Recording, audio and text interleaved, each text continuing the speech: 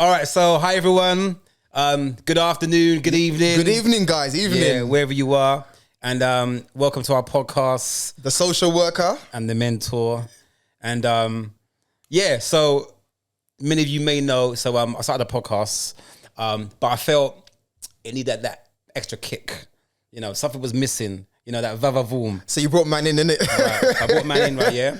So I just thought, do you know what, there's a gap in the market, in the education sector. No, 100. And especially in our line of work where, you know, we deal with, vulnerable young people, students and families. Yeah. And I thought, you being a social worker and me being a mentor, and I think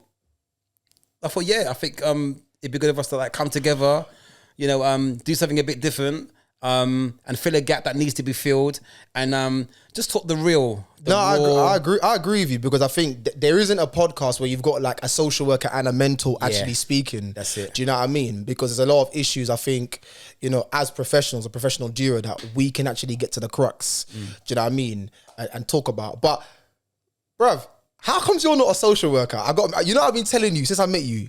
Why are you not a social worker? Nah, forget that. Listen, let me say about Nana. Yeah, Nana. Listen, I'm trying to relax. Nana's going for walks outside. He's doing 10 press ups. Listen, he's stressing out. You know, I'm like, Nana, calm down. You know. Nah. No, but why are you not so? Because I always said to you that I think you should just go in and fully do it. To be honest. Yeah. Do you know? It's one of the few things that I sort of like regret that I haven't done, and I think it's a combination of probably being a little bit lazy / not having the time. Me and paperwork, we don't always. I know what you mean. Yeah, but no, on a real though, it is something I wish I'd done. You know, because I just think just having that piece of paper, and you know, and when I look back now, I'm more or less. That's what I'm saying. You just need the paper. That's all you need. That's what I'm saying. Yeah, because do you know what it is? I think, like I said, I've been a social worker for 8 years. I'm a deputy team manager for a referral and assessment team. Okay. I do guest lecturing as well at universities.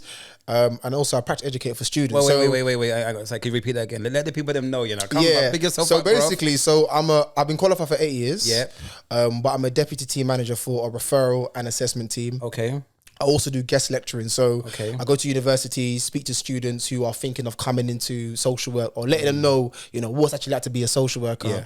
I'm also a practice educator. So what that is students who are on their way to qualify to be social workers, they've got to do 2 placements. Okay. So they've got their first year placement, which they'll do in their second year, and then their final year they do in their third year. Yeah. So I'm the one who kind of like assesses their practice, and then I also assess newly qualified social workers. So you just got your degree, just got your paper, but it's like your first year.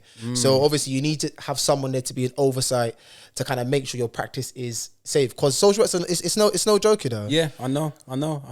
So let me ask you a question. So what inspired you and what made you get into social work? Because I've been I've been working in the education sector probably for about 15 years now. And I can't even believe I got into it, but we'll get into that, you know, in a while, everything. Yeah. But, you know, one of the things that always interests me about people, you know, I'm a people's person. I'm always interested in a person's story and what they're like. What was your inspiration? Like, how did you get into social work and wanting to be a social worker? So like, what was it that said, do you know what, that's what I want to do? So do you know what? So in the beginning, because I guess I entered into working in social work very, very young. So like when I was 16, I was like a young person advocate for the borough that I work for. Yeah. But this is before I even went to university. But I always felt I could work with children, young people and families, very, very sociable, got good people skills. And my mum, she works in the social care sector. So she was saying to me, Nana, you know what? I think social work is definitely something suited for you. Bruv, even the A-levels that I did, I didn't even do A-levels equated to social work. I did like history, politics. I did a double BTEC in business. There was nothing to do with social work. Yeah. But my mum was like, nah, you can actually do the job. So I think for me, my drive is that I always wanted to help support people, young people and family. But the thing is, I think coming into the role, like, brother, I'll tell you, people don't rate social workers at all. Do you know what I mean? We're the most underrated, underpaid, undervalued professional. Bruv, I remember one time I was chatting to one girl. This is like when I first qualified, I said to one girl, she's like, what did you do for a job? I was like, oh, I'm a social worker. She's like, you're one of them. I'm thinking to myself, bruv, what did I do? I was like, what did I do? What? I went to uni, got my degree, got a job. I'm a social worker. But that stigma being a social worker is hard. But I think for me, I've never kind of let it stop me from wanting to still do good work with young people and be committed. Now, it's interesting that you say that because I was having this conversation with another professional the other day. And, you know, it goes both ways. Now, one of the things I also want to ask you a bit soon is, as a Black African Caribbean man in this education, being a Black social worker as a male as well, right? Yeah. But I think when you look over the last, let's say the last 10 years now, okay? So the last 10 years, and, you know, you look at scenarios on the news, you know, pop stars, just normal people, you know, different local authorities, north, south, east and west. And when you look at the, you know, when you look at certain situations, right, whenever a social worker is involved, right, it mostly involves a child being taken away from the family, right, and it's almost like there's a stigma in the Black, you know, African Caribbean community, right, and it seems to be and it comes from our own people, right, you know, to a degree as well, and obviously other minority ethnic groups as well, right, so why is that? And you know, is it changing? I mean, why, to a degree, does it have a bit of a negative, you know, rep or stigma? Social worker. Because I think, to be honest with you, I mean, like, you're right. There is a negative stigma that, you know, social workers, we just come in and take children away. I think, and what I need to obviously be clear is that I think there's a lot of kind of like intricacies and I think process that I think people don't really understand, because it takes a lot even for a child to be removed from the family home. And I think people need to take on board the fact that there's a process that social workers have to follow. Do you know what I mean? Where when you start your initial assessment to work with the family, the case may escalate up, but even when the case escalates up, we're still trying to do what we can to make sure that the children or child can remain in the family nucleus. But I think a lot of people don't really kind of see that. I think historically there has been case review, but a case that took place in the 1980s is something called the Cleveland Inquiry. And one of the basis of what happened is that pediatricians at the time, had felt there was actually quite a lot of sexual abuse going on in Cleveland. And so what happens, a lot of children in the 80s were removed, just they're taken out of the family home. So then kind of moving to like 89, 90, legislation came in called Children Act 1989, to kind of ensure that it didn't ever happen again, but make sure that procedures were actually followed. So I think that's where a lot of the stigma does come from, that you know, social workers just come and take children away from their families. But I think when you're on the inside being a social worker, I think there's a lot that happens in terms of the process, the referrals, the interventions, to actually keep children within the family home. But there are times where actually, as a last resort, if there isn't any change that's being made, we have to be able to go to court. And make no mistake, social workers, we can't come in and take children away. Like, you know, like in all the 8 years I've been a social worker, I can't walk into the family home and take a child away. You can't just go and do that. It's a process. There's a process that has to be followed. So for those who don't know, and those interested in education, what actually is the process? So the process from the very, very beginning, like I'll start from the early end anyway. But the early bit of it is that the social workers will go in and do the assessments. What people need to understand is that I've always said to families that social workers or social care, we're a response organisation. Somebody has to refer the case in to say that they've got a concern about a child. That could be somebody from the police, that could be somebody from education, YOS, it could be a member of the public. So I'm not literally gonna walk in and be like, oh, I want to come take your child. No, somebody's referred to say we've got a child that's, do you know what I mean? That's in trouble. But you have to go through all those processes first, the assessments, the child in need, the child protection, even the legal arena. We still want to be able to work. And sorry to cut you, and that's where the public or the family don't know that it's actually being referred. So they don't know that. They're just thinking it's you. Nah, Rob, this is what I'm trying to say. Like, I think, like I say to a lot of families that we are referred. So somebody has to say, I'm worried about this child. This is what I'm worried about. Even if it's a school teacher. But I think the problem that sometimes happens is that, like, in terms of, for example, like education, we're talking about education, yeah? I sometimes find that when it comes to making referrals, schools do make referrals about children all the time. If a child makes a disclosure. Standard, yeah. But what it is that when it comes down to the engagement, sometimes as social workers, we're like the front. I kind of feel as though sometimes we're the punching bag. It's about those professionals, when they make referrals, they have to be saying, you know what, we've made a referral because we're concerned about it and we're following safeguarding procedures. But some don't go and say that to parents. So then as soon as the social worker comes in, straight away there's negative kind of connotation. You're coming in, you come to take my child. I said, no. We've got a referral. We need to work with you to deal with it. Do you see what I'm saying? But I think people need to understand the process that goes behind it. Do you know what I mean? And that you can't just come in and take a child away. It doesn't work like that. How does that affect you on a professional level? So you're a social worker, you have a job to do. You've got guidelines, you've got procedures. How does it make you feel when there is a negative element to it? How does that make you feel when you are trying to help the family and it's almost like they're trying to like battle you? The thing is, Rob, it's not, for any social worker, it's not easy. Even now as a manager right now, when I have supervision with social workers, I always explain to them that the job is very, very difficult because the reality is you're coming in and immediately families don't like you at all. Right. Even when you're open and you're transparent, it can be hard. It can affect social workers' mental health. I mean, social workers get abused. I can't tell you how much abuse I've had. I've been called the devil. I've been called 666. I've been called every little thing under the sun. No, honestly, you know what I'm saying? No, listen, people, I ain't even joking with you. Yeah, this is but I'm saying, but this is the things that happen. So, and as a social worker, your fundamental role is you're there to safeguard children. And I always say to families that we're there to safeguard and support children. So I can take all the abuse, but my thing is about, is that child safe? Do you know what I mean?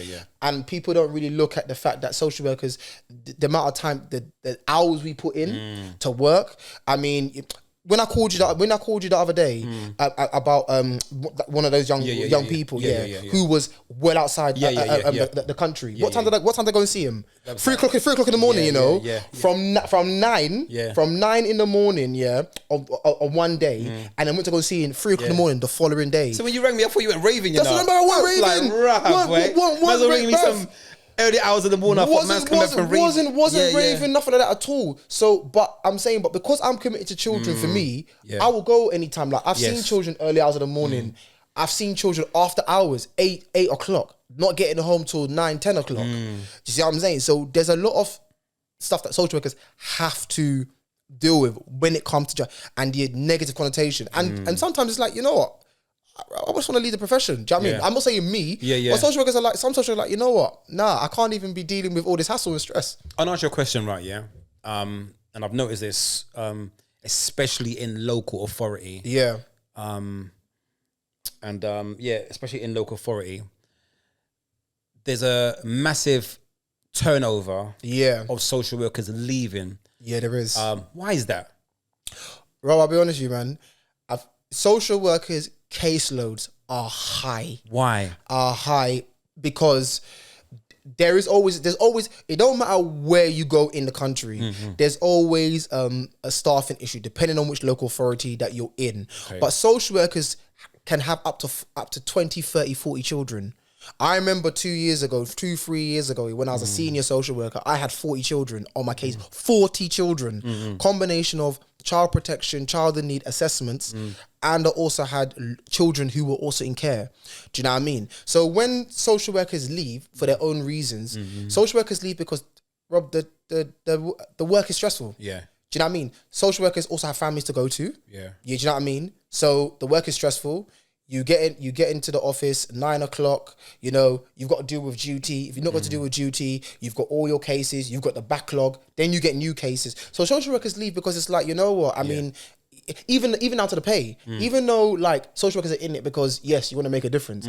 Pay is also another issue as well. But caseloads is a lot. You see what I'm saying? So that's why there's also a high staff turnover. All right, so I can definitely relate to caseloads, but if you've got 24 young people, this is just an example now, you've got 24 young people, how are you expected to perform at the highest level in terms of safeguarding, child protection, and also being mentally and emotionally strong for yourself as a social worker? Because you know, right, when I think of a social worker's job role, and I know many social workers, it seems it seems mentally and emotionally very, very draining. It is. So how does one look after themselves, get the balance right, and making sure that they still perform at the highest level in helping them young people or that caseload? It is about work-life balance. So I know for me, in the early stages of my social work career, I was barely even taking annual leave. I was barely, all I was into was work. Because any of them, my colleagues were saying to me, Nana, listen, you need to start taking annual leave and traveling. So I balanced it out by traveling. I go gym as well to stress, but then to de-stress. But then even then, you still got a whole case to go to. Obviously, you have the support of your management team where you have your supervisions and you have time. Okay. But mentally, it's still a lot for you to deal with. And social work, although they say you work 36 hours, you don't. It's not a 9 to 5 job. Yeah, it's not. It's not. Yeah. Any social worker who takes you, I lock up at 5 o'clock. That's not true. Social workers work on the week. We work on the weekends as unpaid. Yeah. Work well past 5, 6, 7, 8 o'clock. Yeah. Obviously, you can claim that back. But it's stressful. It's stress. You know, I can't tell you sometimes but I've been so tired, and I'm like, you know what? I just need to have a week off where I just lock off. I don't answer my phone. Full drained, yeah. But then when you come back, you got hundreds of emails that you got to deal with. Yeah. Nah, it's a lot. It is a lot to deal with. How does it become manageable? Because I mean, so someone like yourself now, and you know, one of the reasons why, once again, why I wanted to do this podcast, I think it's very important to promote and talk about Black excellence, right? Yeah. And working with young people ourselves, right? Yeah. I think it's also very important that, I mean, look, I work with some brats, like yourself. Look at the case that me and you had a couple years ago. Yeah. You remember that home visit? Yeah. He wanted to chef man. You're like, Nana, you need to go, bro. You need to go. He wanted to chef man on that home visit, you know? Yeah, he wanted to chef man on the home visit. Do you remember? Oh, like, you like, Nana, bro, you need to go. But threatened to stab me up, you know? Was going to go into the kitchen. All right. So let me tell the people them. All right, so... I shouldn't be laughing, but go on. No, we could laugh it in now. Yeah. So I was mentoring year 11. Yeah. He was year 11. He was in the child protection plan, yeah. Was he in year 10? Yeah. I think he was year 10 or year 11, right? Yeah, right. But he was a very bright young man. And do you know what? What used to frustrate me about him, he was so bright. And he was street, but he was bright. Days. Now, the thing is, right, we actually got him into a 6-week apprenticeship with Barclays Bank, yeah?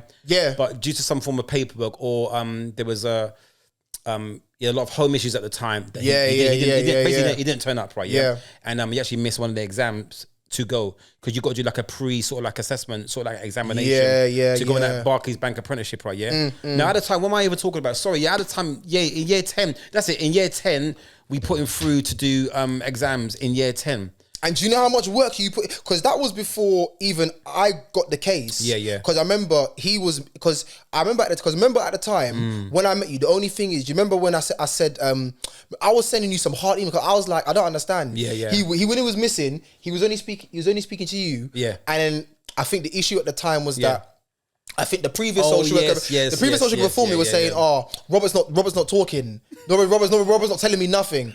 And then when I spoke to you, I was like, no, I sent emails I was like, why are you not telling the social worker? So I got allocated the case, and then and then you were saying to me, but listen, he's only speaking to me. Yeah. Do you know what I mean? Then we met him in the office, and then I was like, okay. Now Now, okay, see, and that's why it's good to like reflect and talk about reflect, it. yeah. All right, so, and this is another thing as well. In local authority, not just local authority, in schools, other educational facilities, whatever. Yeah. Sometimes professionals don't always communicate at a high standard or high level, right? Sometimes there could be a lot of miscommunication, and I'm going to be honest with you. His last social worker wasn't great. No, I know. And you said that. No, he wasn't great. No, I know. I remember. Right, I don't know if I told you what happened. No, you did and you didn't though. You didn't because the only thing is that he was missing for time. But I said to the social worker, I didn't understand. Yeah. Why he's only talking to Robert. Yeah. Do you know what I'm saying? Yeah. I didn't know that was the. No, you did tell me what happened. I told you what happened. Yeah, you told me what happened. Yeah, you did. You did. So cut the story short. This young person told the social worker to get at his mum's house. Oh yeah. Right? That's what happened. So I'm thinking, wow. Now this is another thing as well, and this is why without going all over the place in terms of our conversation and the flow and everything, right? Yeah. So the social worker before you, me personally, he wasn't as stern in terms of like putting his foot down with a young person. Yeah. This young person was running all over the social worker. Yeah. You can't tell me anything. This is what I'm going to do. And I thought, wow. Whereas you had that sort of like, no, listen, like don't. No, you use fix up. Use it fix up. Blah blah. So how important is that though? Because I do. So how important is it?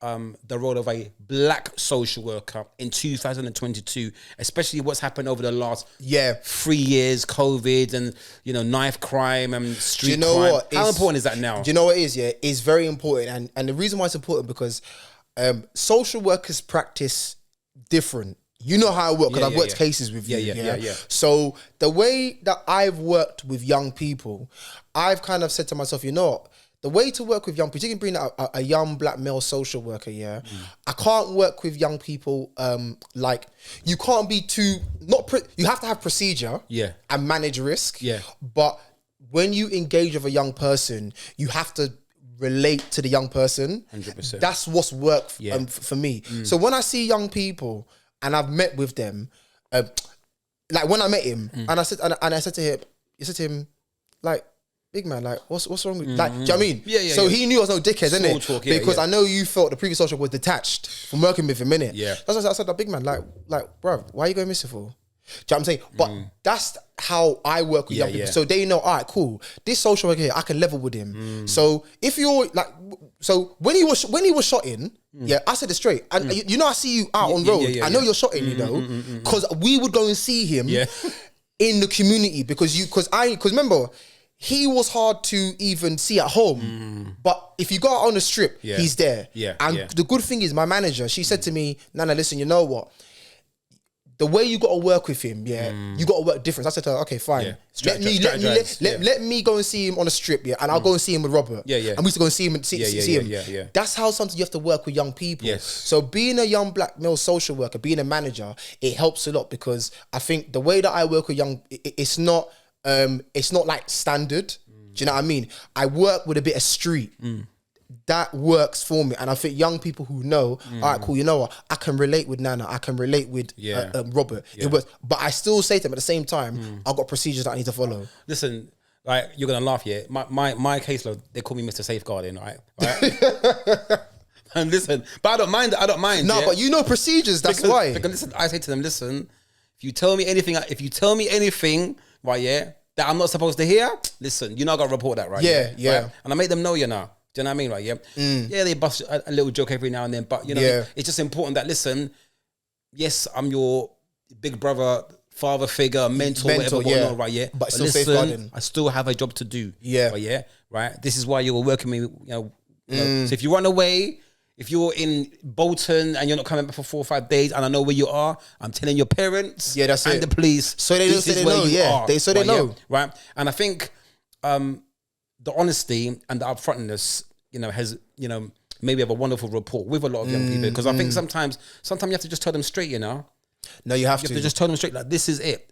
So, all right, so social workers. So, no, but go back to the visit though. The visit. I need people to understand what happened that day, that visit. All right. So yeah, that you got to tell them what happened that visit. So we done a home. So the young person didn't turn up for school. Yeah. And my manager at the time, she said to me, Robert, go and get him. Right, yeah. And you know what she's like. Right. Yeah. So I rang you. But I think we planned from the day before because he wasn't coming to school. We still gonna do unannounced. Yeah. So we get there now, and he's in his bed. Right. Yeah. So we said to him, "What are you doing?" He said, "Oh, I'm in bed, being cheeky." Remember? Yeah. So anyway, all of a sudden now, he's switching on his older sister. Yeah. So I goes, "Nah, don't talk to your sister like that." Yeah. And then all of a sudden now, he tried to switch on you. He switched on me. For no reason, you know? Nana, I want to stab you, bro. Yeah, You don't get my arm. I'm Like, like, literally, what? man was went to go into the kitchen. You like, Nana, bro, you need to go, innit? Listen, I can't remember. But I think I had a bag. I go, listen. And my voice said, I go, listen. Because you remember what happened? Yeah. Because you got in front of me. I got in front You're of like, you. Nana, like, nah, it's not happening. No, it's not happening. Nana, you need to go now. Yeah. Leave. It's not happening. Yeah.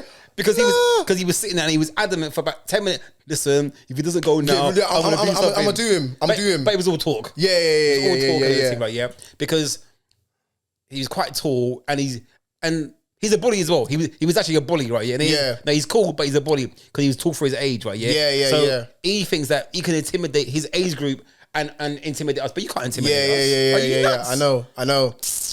But then the thing is, after that, what happened after that is that I remember he got arrested. So my manager said to me, because of how he was, you can't go and do any visits. You can't go and see him. Yeah. Because obviously the risk. Yeah. I remember. But then I remember. When he got arrested.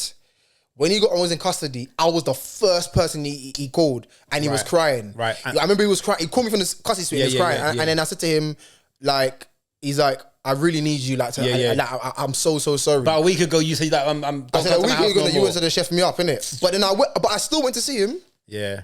I still went to see him anyway. Yeah, I spoke to him, and then like he broke down, and I said to him, listen, like, we can squash what happened on the home visit, but my thing is that you need to really listen to me, innit? Do you know what I'm saying? But that's what I'm saying. So that's what I'm saying. When people talk about social workers and we're like, and it's like, no, like, you have to understand there are good social workers out there, and you know as well, right? Yeah, because I do think it's quite important to, like, say this and vocalize it as well. There are some great social workers, and I tell you what, definitely over the last 3 years now, when I talk with a lot of young people now. Yeah, my social worker's calm. Oh yeah, I love my social worker. Yeah. So it's definitely changing now. And as you said before, like things are changing now. Like, you have to get with the lingo, you know. You got to get with the lingo. You got to know what they're listening to. Street slang words. You have to. Anything to do with, like, drug related or just how they talk. You need to. You got to know what's going on. Yeah. If you don't, right? Yeah, you can't do your job to the highest level. You got to be up at the times. You got to know where I'm coming from and everything. Yeah. Yeah. So it's very, very important, man. But yeah, man. So how do you switch off? Because I think that's quite important. So do you know what? I think now, because like I said, I've been a manager, deputy manager for about 2.5 years. So I think. All right. Sorry. All right. So before you answer how you switch off, right. Big up, manager. So yeah, I know. So how did you go from social worker to now managing? Because that's another level now. Yeah, so I'll tell you what happens. So, like, when you become a social worker, I mean, there's levels. So you have to progress to become like a senior. So I went for social worker and then I became a senior. So I was a senior social worker for about 3.5 years. Yeah. So when you become a senior, you have the expectation that you have a higher caseload. Yeah. But you take the most complex, high risk cases. Okay. Do you know what I mean? And then you also... Is that on purpose? Not on purpose, but being a senior, you're meant to be the middle person between your colleagues and then the manager as well. Yeah, because you're like a senior, but you're not a manager. But at the same time, if you're heading towards leadership, you need to evidence that, okay, cool, I'll be able to manage, or if the manager's away, you're the one who runs the team. So I was doing a lot of kind of leadership courses, and then I went through like a panel, and then I got my post November 2019. Okay. And then I officially started like lockdown, March 2020. Oh, wow. But what happened is that I still between November and March 2020, I still had a lot of cases to do, so I was transitioning into my role. Yeah. And then COVID came, and then I got sick of COVID, and I didn't shift into my role until March. Yeah, so there's a lot that you have to do to kind of evidence that you're competent. And then when you're a manager, it is about supervising and leading your staff as well. You've got to make your decisions.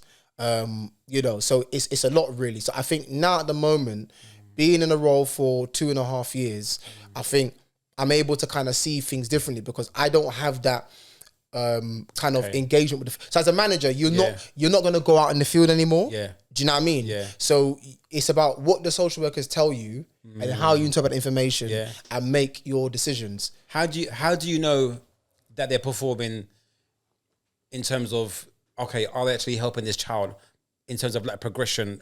How are you keeping them motivated and, you know, keeping them in check in terms of the caseload as well? Like, so, because that's quite a lot, you know. Yeah, so you have to review cases. You have to have your supervisions with social workers as well. You have to get out there from them in terms of how the case is progressing. Like, there's got to be a bit of balance as well, because at the same time, children still need to be seen. But at the same time, you've got to balance out, okay, they've got a caseload, as well, a high caseload. Do I need to be shifting certain things around? Or even the types of cases that you give to social workers as well. So you have to be a manager who's very much balanced, but at the same time, the work still has to be, still needs to be done at the same time. But I think for me, I think my first year as a manager was difficult because I had to manage in a pandemic. So I always thought I'd go into management. Difficult, man. I thought I'd have to go. I thought I'd be managing. There's no pandemic, but it's pandemic. So I had to get used to managing hybrid and remotely. So you got to manage a team from your house. Do you know what I mean? So like there was a lot of kind of, I'm not gonna lie, it wasn't straightforward. A lot of hurdles I had to go through. Second year has been a lot more straightforward. And also I had to go back into the field and casehold sometimes as well. So I had to balance between managing and also being a social worker, which is also kind of difficult as well. But I think now, whereby my case is on 0, it's clear picture for me, bro. It's clear. Right, so let me ask you a question, right? Yeah. All right. So you've got one of your social workers and they're not performing at the highest level. Like how have you been able to like handle, I suppose, telling them off, or listen, you're not performing at the highest level, and listen, like if it continues, you know, I might have to say bonjour, au revoir, bye bye, you know. So how do you manage that? The thing is, I think when I have supervision with social workers and you talk about the cases, if there's you have to find out from them how they're getting on. So sometimes performance is not just about going and seeing the children, what's on the system, but it's also about how they're working with the families, how they're also engaging with families. Because sometimes there might be cases that go well out of time, but you can see all over the case, or the social worker has tried to actually work with the family and not go anywhere. But if it's something whereby it's like you're a social worker, you ain't seeing the children, I got to pull you up and say, listen, it's a child protection case. What's going you know on? What the procedures are. Like, child needs to be seen. Like, why is child not be seen? Or have you seen the child? Okay, why is the write-up not on the system? You know what I mean? Like, you have to be firm, but you got to be fair at the same time. Do you know what I mean? Exercise that balance when you're managing. Okay. So, as a social worker, what changes would you like to see, like to make you guys work a bit more easier? I mean, I think, and a lot of social workers say this, I think there is a lack of resources in general. So what do you mean by resources? So when I mean by resources, I'm talking about interventions that are available for social workers to use, because it's kind of like social workers, what's the saying for us?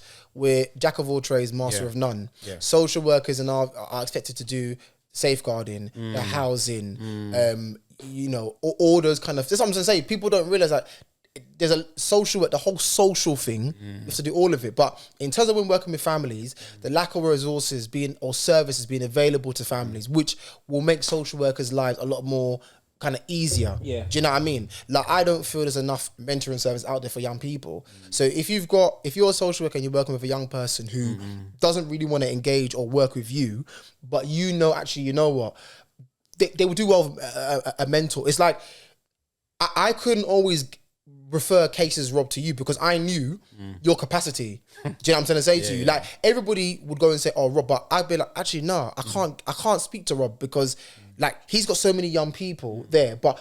Maybe there should be more mentors, but that's also down to funding. 100%. You know what I'm saying? So I think there needs to be a lot more resources available within local authorities. But it depends which local authority you work in, and obviously I think public perception of social, which that's not going to change. But I think if the government and the public, if they were able to really look at the intricacies of how social workers actually work, the reasons why we're involved, and the fact that we're not just coming in to remove children. We don't, because if anything, you want to keep children within the family network. But however, there's times whereby what we have to balance out is if there's ongoing concerns with families, within the family household, the family household. Do you know what I mean? That's always ongoing. You have to think about the timescales of the children and the age of the child as well, and whether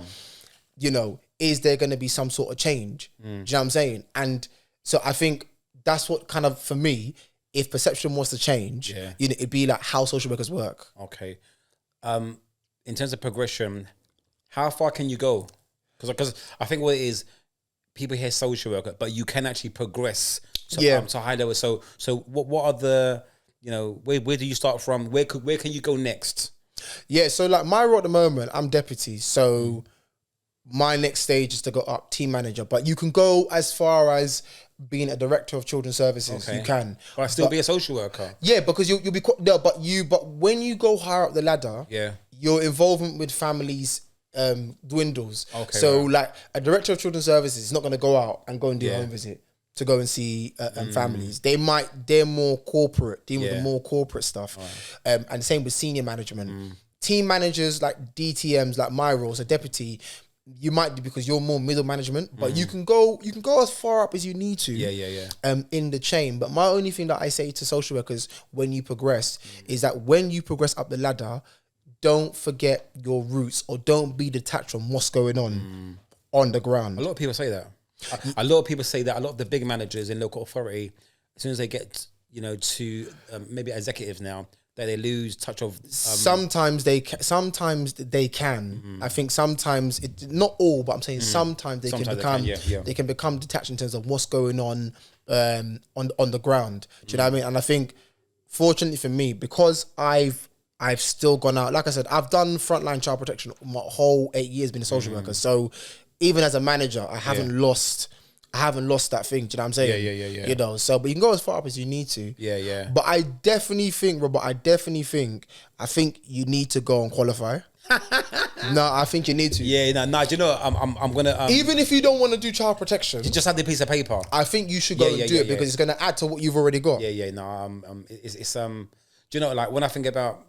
Like me and you were talking the other day, because sometimes you think about the journey, you think about, how did I get here, and it's weird, because like how I got into this, I was working for a media company, a well-known media company. I was a runner at the time, and the perks of the job, I got all over the world. All these award ceremonies, and it was great, but I just wasn't content. And then literally just one day, I just woke up one day, and I said I'm not going back. But prior to that, we were doing a documentary called Child Adolescence. Right. And it was 6 young people from the UK will go to Holland, and 6 young people from Holland will go to the UK. And it was like a mutual exchange, living in different neighborhoods or areas or ends, as they say, whatever, whatnot. So all 12 young people, or 6 young people from Holland and UK, they were all young offenders, which I didn't know. Yeah. And that was my first sort of like experience of, they're young offenders. And I just noticed that they was all like rowdy, swearing a lot, very street, whatever, whatnot. And anyway, so when I was working with them, like the woman from the school goes, like, you should be a mentor. I was like, what's that? Right, yeah? Yeah. She's like, right, I was like, what's that? And then she goes, it means you'll be, advising and looking after children. I said, okay. She goes, no, you're very good with them, She goes, these lot don't listen, but they're listening to you. Yeah. So you got to just be patient and just go down to their level, but just make them know that, it's okay to go through what you're going through, but just fix up and everything. So let me ask you. So what are the challenges that you have in education? Because obviously, I know social work, but because I think it is. I think your role is like you're in between social care and education. It's like you're doing both. So what's the challenges that you have? All right. See, it's hard. Okay. All right. All right. So one of my roles working in local authority, in my last role, I actually created my role. Right. So I started. Yeah, you did. So I started as a mentor, just as a mentor. Yeah. And that was just like dealing with behavior, and just putting them aside, have a session with vulnerable young students. And remember, all these students, all of them had a social worker. Yeah. All of them was part of YOS. All of them early years. So they were under some framework. Yeah. A lot of them was in care. So what was beginning to happen now is that every minute they've got this meeting, right? Yeah. And what was happening now? People began to ask for Robert. Yeah. What are they asking for me for? Anyway, so one day, I kid you not, I just sat down and I just started to like evaluate my role. Yeah. And I thought, you know what? Let me dig a little bit deeper into who does what. Because prior to that, I was working for an EBD school, an emotional behavior disorder school. Okay. ASD school that deals with autism, kids that have trauma, whatever, whatnot. And it was a difficult school. I was an engagement mentor in that school for like 8 years. And these are children that are spitting at you, telling you, go suck your mum's dead, I'm going to knock you out, like, I'm going to bore you up, whatever. They don't try to fight you. Listen, it was rough. Do you know what I mean? But anyway, I just got like a bit bored of it, because obviously one thing about education, and when you do work in education, I don't like to I hate being stale. I want to progress. I like progression. I want change. I want to feel like I'm making a change and everything.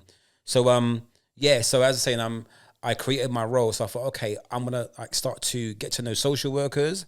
I want to be invited to all these meetings. So I'm here now, child protection meetings. What's that? Right, yeah. Can I come to that meeting? Because you want to learn. I want to learn. Yeah. Do you know what I mean? So it's almost like I created my own apprenticeship.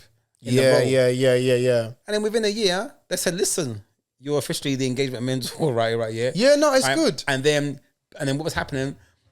All the YOS meetings, all the social care meetings, child and need meeting, child protection. You was there. They started to invite me. Yeah. Right. And then I would go to like Channel Prevent as well. So they like literally all the young people that was part of my caseload, they would invite me to all the meetings.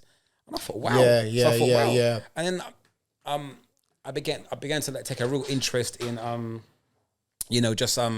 role and making a difference as well and everything. Yeah. So it was frustrating at first, and the reason why I say frustrating, right? Yeah, because I just felt there wasn't a lot of direction, right? Yeah. And at the time as well, I'm going to be honest with you, right? Yeah. Even some of the social workers, right? Yeah. Even some of the social workers I was working with, right? They weren't really good. They wasn't really good. And that's like communication. Did you feel they were out of touch when working with young people? 100%. Yeah. 100%. Yeah. I think, like I said, a lot of them were in care. Young people are ringing me at 11 o'clock at night time. My social worker's not answering the phone. I'll be trying for 3 or 4 days. I'm like, what? So then I became the advocate for the young people, right? Yeah. To get onto the social worker, so like, why are you not speaking to the young person? Right. Yeah. And then I had to bat up the social worker. Like, what are you doing? Yeah. Right, yeah. And then I would go to their manager, right? Yeah. Yeah. Now there's a code in it, as professionals, right? Yeah. Because we are a team in it. We're a team in it, right? Yeah. We're all on the same level. We're trying to do good for the young people, right? Yeah. But if you're not doing your job role, you need to escalate up. You have to. I want to know why you're not doing your job role. I want to know why you're not helping that young person. Yeah. Life at home is not good. Why is life at home not good? Make it better, right? Yeah. And I think with you, I think just like I said, working with you on cases, I think what I've seen is that you were able to reach young people where actually the social worker was unable to. That's why you were always at those conferences, those child in need meetings, like the lack reviews, like even children in care. Yeah. They'll always say, "Oh, I want Robert to be there," because actually you know the young person. Now, I don't want to say that because of social workers cases, I'm not going to say it's an excuse, but sometimes because social workers are stretched, sometimes the time you have with young people, you might even maybe like have an hour or so, but whereas you had a lot more time, you built relationships with them. Not an excuse, but I'm just saying, but I think you were able to build that relationship, which is why they always want Robert to be there. Yeah, another thing as well. So once again, I saw a gap, right? Yeah. Yeah. Right. Because remember, I'm always strategizing and thinking, okay, Yeah. like, what gap needs to be filled? So nobody at the time was really doing evening outreach. Yes, it's a social worker's element of that's what they do. After hours, right, yeah. But outreach is a gap though. Right. It's a big gap. I remember I call you. No, I'm out on a visit. I mean, I'm out on a visit, but I mean, Rob, your work's finished though. No. It's outreach. Outreach with young people. That's what I'm saying. It's a big gap in local authority. It's a big gap. I don't know any borough, you know, unless, you know, correct me guys if I'm wrong, but I don't know any borough that has out of hours outreach. Most local authorities have emergency duty teams. But it's an outreach for young people. So when social services close at 5 o'clock, when things happen, yes, EDT is emergency duty, is there, but outreach to go and do those home visits. Unless you're a social worker you're already out, if you're already home at 5 o'clock, there's a big gap there. Yeah, because you got to remember, right, as I said before, a lot of the young people, a lot of them was in care. Yeah. Right? So a lot of them don't have maybe their brother and sister or not in a good relationship with their mum or their dad, or, you know, they're self-harming, in trouble with the police, right, yeah? But they just needed that person to talk to, right, yeah? After hours. Right, so what I done like 5 to 8 o'clock, and between 5 and 8 o'clock, that would be me just ringing like a one phone call. How are you? How's things? Where are you? That's why you always have a phone, innit? Yeah. And then what happened? It just became the norm. You know, I had parents and carers ringing me. Yeah. They're ringing me, and I filled a gap. And then after that, they provided funding for me to work on the weekends. Yeah. And do extra weekend outreach. Yeah. All right, now. So anyway, Nana. We'll catch up next time. Yeah, And, definitely. we're just continuing everything. Episode 2, man. Yeah, man. It was nice. Okay, right. Definitely, 100. All right, man. Bless up, bro. Take care, guys. Okay, Take care, cool, man.